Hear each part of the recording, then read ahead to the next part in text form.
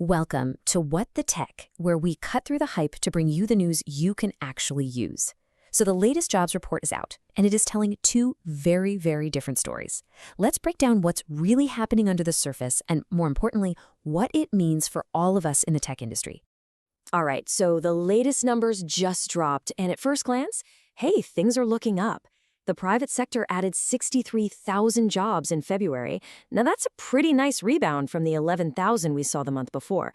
So on the surface, it seems like things are moving in the right direction, right? Well, not so fast. Because that big, shiny number, it's hiding a pretty crucial detail, especially for those of us in the tech world. The real story here isn't just about job growth.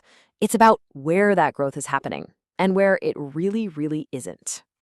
So yeah, this rebound is looking a little fragile. Let's pull back the curtain and deconstruct that headline number. Okay, check this out. Of those 63,000 new jobs, a mind-boggling 92% of them came from just two places: education and health services. Let that sink in.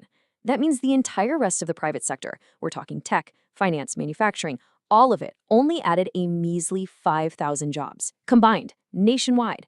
Wow. Now, there's a term for this. Economists call it concentration risk. Think of it like a table trying to stand on just one leg. I mean, sure, it might be balanced for a moment, but it is not stable. If hiring slows down in that one super sector, the whole thing could just topple over. All right, let's pivot and talk about pay. Because this is where the story gets even more complicated for your wallet. It's not just about finding a job, it's about what that job actually pays. And whoa, look at this. We are seeing a massive, growing gap in who's getting raises. High-income workers, they saw their pay jump over 4%. But for middle-income workers, it was barely over 1%. And lower-income workers, less than 1%. And get this is the largest gap ever recorded in this data series, ever. So, you know that classic move of jumping to a new company for a big pay bump? Yeah, you might want to pump the brakes on that idea. The extra cash you can expect for switching jobs has hit a record low. It just means employers aren't feeling that pressure to throw money at new talent like they used to.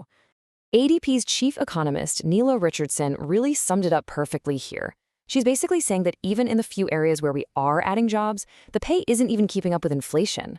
It's like taking one step forward, but 2 steps back for a lot of people. Hey, if you're finding this breakdown useful, if this is the kind of analysis that helps you connect the dots, do us a huge favor. Hit that like button, subscribe to the What the Tech channel, and tell us what you think is happening out there in the comments. Okay, so this brings us to the big question. What does all this economic stuff actually mean for those of us working in tech? This is why you're here. Let's get right into it. Here's the bottom line. That national trend is not the tech trend. Hiring in our industry is still really selective, and it is shifting fast.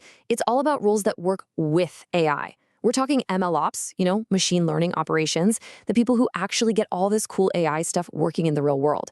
Plus, the absolute must-haves, security and infrastructure. Those jobs are the bedrock, and they're proving to be way more resilient right now. So, what do you do with all this information? Let's get practical and talk about some clear, actionable takeaways, whether you're building a team or looking for your next gig. For all you hiring managers out there, the game right now is all about strategy. You have to prioritize roles that either directly make the company money or make it stronger. We're talking security, cloud ops, data engineering, the non-negotiables. And maybe most importantly, you have to stay flexible. You need a hiring plan that can pivot on a dime. And if you're out there on the market, your power comes from data. Seriously, don't just walk into a negotiation assuming you're going to get a 20% bump. Arm yourself with current market data. And remember to look at the whole package. Equity, benefits, and especially opportunities to upskill, those things are more valuable than ever right now. So all this leaves us with one final big question to think about.